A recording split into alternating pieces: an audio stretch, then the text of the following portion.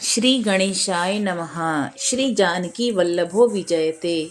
श्रीमद् वाल्मीकि रामायण 11वां सर्ग।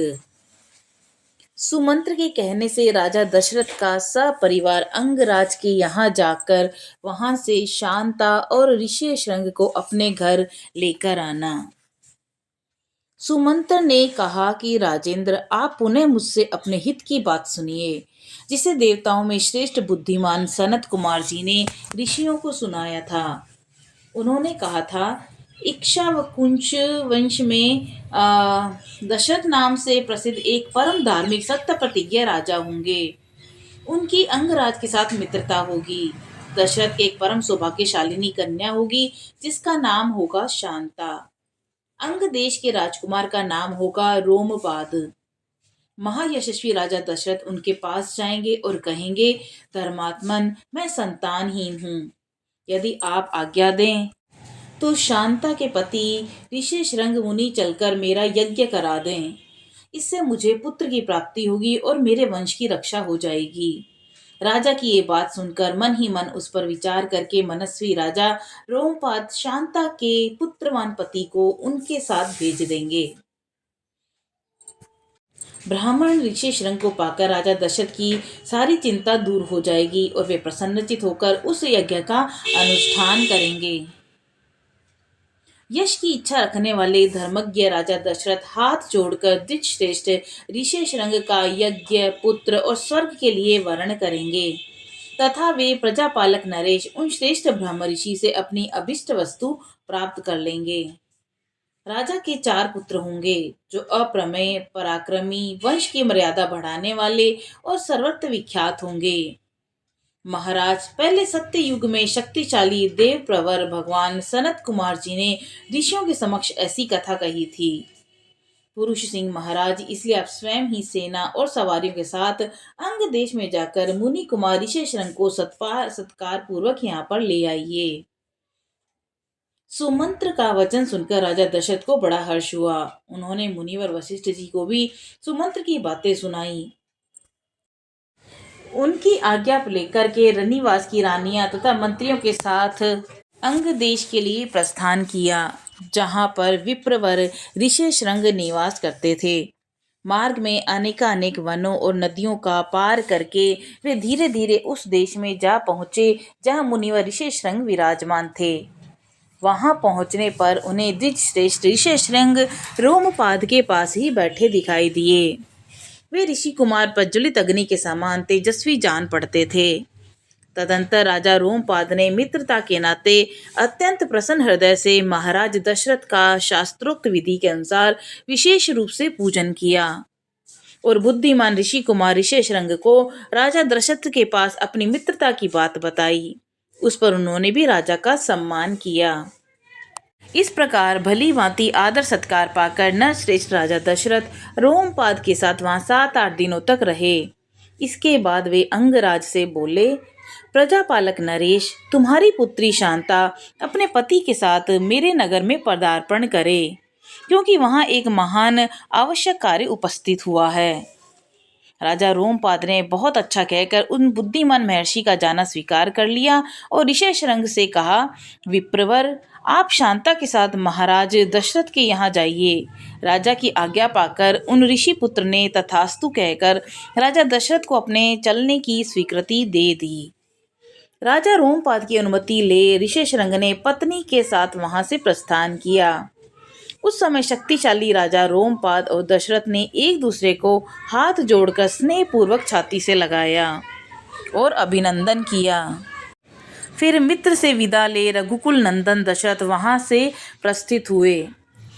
उन्होंने पूर्ववासियों के पास अपने शीघ्रगामी दूत भेजे और कहलाया कि समस्त नगर को शीघ्र ही सुसज्जित किया जाए।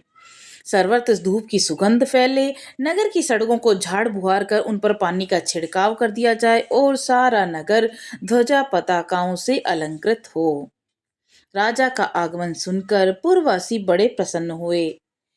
राजा ने उनके लिए जो संदेश भेजा था उसका उन्होंने उस समय पूर्ण रूप से पालन किया। उसके पश्चात राजा दशरथ ने शंख और दुदुम्बी आदि वाद्यों की ध्वनि के साथ विप्र व ऋषि श्रृंग को आगे करके अपने सजे सजाए नगर में प्रवेश किया। उन द्विज कुमार का दर्शन करके सभी नगर निवासी बहुत प्रसन्न हुए। उन्होंने इंद्र के समान पराक्रमी नरेंद्र दशरथ के साथ पुरी में प्रवेश करते हुए ऋषिशंख को उसी प्रकार सत्कार किया जैसे देवताओं ने स्वर्ग में सहस्त्राक्ष इंद्र के साथ प्रवेश करते हुए कश्यप नंदन वामन जी का समादर किया था। ऋषि को अंतपुर में ला जाकर के राजा ने शास्त्र विधि के अनुसार उनका पूजन किया और उनके निकट जाने से अपने को कृतकृत्य माना। विशाल लोचना शांता को इस प्रकार अपने पति के साथ उपस्थित देख अंतःपुर की सभी रानियों को बड़ी प्रसन्नता हुई। वे आनंद मग्न हो गई। शांता भी उन रानियों से तथा विशेषतः महाराजा दशरथ के द्वारा आदर सत्कार पाकर वहां कुछ काल तक अपने पति विप्र और ऋषिशृंग के साथ बड़े ही सुख से रही हैं। इस प्रकार श्री वाल्मीकि निर्मित आर्ष रामायण आदि काव्य के बाल कांड में 11वां सर्ग पूरा हुआ। 12वां सर्ग राजा का ऋषियों से यज्ञ कराने के प्रस्ताव और ऋषियों का राजा को और राजा का मंत्रियों को यज्ञ की आवश्यक तैयारी करने के लिए आदेश देना। तदंतर बहुत समय बीत जाने के पश्चात कोई परम मनोहर दोष रहित समय प्राप्त हुआ। उस समय वसंत ऋतु का आरंभ हुआ था। राजा दशरथ ने उसी शुभ समय में यज्ञ आरंभ करने का विचार किया। उसके पश्चात उन्होंने देवोपम कांति वाले विप्र ऋषिशृंग को मस्तक झुकाकर प्रणाम किया और वंश परंपरा की रक्षा के लिए पुत्र प्राप्ति के निमित्त यज्ञ कराने के उद्देश्य से उनका वर्ण किया। ऋषिशृंग ने बहुत अच्छा कहकर उनकी प्रार्थना स्वीकार की और उन पृथ्वीपति नरेश से कहा, राजन, यज्ञ की सामग्री एकत्र कराइए। भूमंडल में भ्रमण के लिए आपका यज्ञ संबंधी अश्व छोड़ा जाए और सरयू के उत्तर तट पर यज्ञ भूमि का निर्माण किया जाए। तब राजा ने कहा कि सुमंत्र, तुम शीघ्र ही वेद विद्या के पारंगत ब्राह्मणों और ब्रह्मवादी ऋत्विजों को बुला ले जाओ। सुयज्ञ वामदेव, जाबाली, काश्यप, पुरोहित, वशिष्ठ तथा अन्य जो श्रेष्ठ ब्राह्मण हैं उन सबको बुलाओ। तब शीघ्रगामी सुमंत्र तुरंत जाकर वेद विद्या के पारगामी उन समस्त ब्राह्मणों को बुला लाए। धर्मात्मा राजा दशरथ ने उन सबका पूजन किया और उनसे धर्म और अर्थ से युक्त मधुर वचन कहे। महर्षियों में पुत्र के लिए निरंतर संतप्त रहता हूँ। उसके बिना इस राज्य आदि से भी मुझे सुख नहीं मिलता। अतः मैंने विचार किया है कि पुत्र के लिए अश्वमेघ यज्ञ का अनुष्ठान करूं। इसी संकल्प के अनुसार मैं अश्वमेघ यज्ञ का आरंभ करना चाहता हूँ। मुझे विश्वास है कि ऋषि पुत्र ऋषिशृंग के प्रभाव से मैं अपनी संपूर्ण कामनाओं को प्राप्त कर लूंगा। राजा दशरथ के मुख से निकले इस वचन को वशिष्ठ आदि सब ब्राह्मणों ने साधु साधु कहकर बड़ी सराहना की। इसके बाद ऋषिशृंग आदि सब महर्षियों ने उस समय राजा दशरथ से पुनः यह बात कही कि महाराज, यज्ञ सामग्री का संग्रह किया जाए, यज्ञ संबंधी अश्व छोड़ा जाए तथा सरयू के उत्तर तट पर यज्ञ भूमि का निर्माण किया जाए। तुम यज्ञ द्वारा सर्वथा 4 अमित पराक्रमी पुत्र प्राप्त करोगे, क्योंकि पुत्र के लिए तुम्हारे मन में ऐसे धार्मिक विचार का उदय हुआ है। ब्राह्मणों की यह बात सुनकर राजा को बड़ी प्रसन्नता हुई। उन्होंने बड़े ही हर्ष के साथ अपने मंत्रियों से यह शुभ अक्षरों वाली बात कही। गुरुजनों की आज्ञा के अनुसार तुम लोग शीघ्र ही मेरे लिए यज्ञ की सामग्री जुटा दो। शक्तिशाली वीरों के संरक्षण में यज्ञ अश्व छोड़ा जाए और उसके साथ प्रधान ऋत्विज भी रहें। सरयू के उत्तर तट पर यज्ञ भूमि का निर्माण हो। शास्त्रोक्त विधि के अनुसार क्रमशः शांति, कर्म, पुण्य, वाचन आदि का विस्तार पूर्वक अनुष्ठान किया जाए, जिससे विघ्नों का निवारण हो।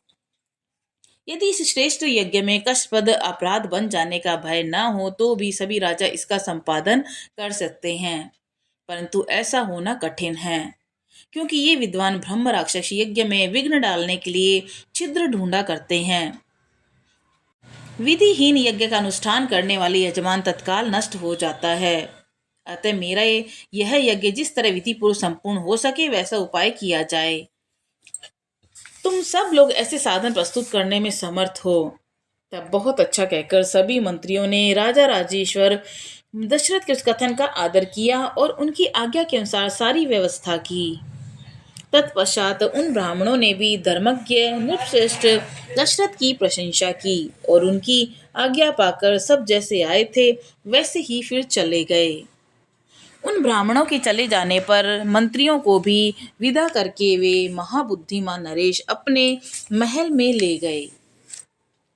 इस प्रकार श्री वाल्मीकि निर्मित आर्ष रामायण आदि काव्य के बाल कांड में 12वां सर्ग पूरा हुआ। जय श्री राम।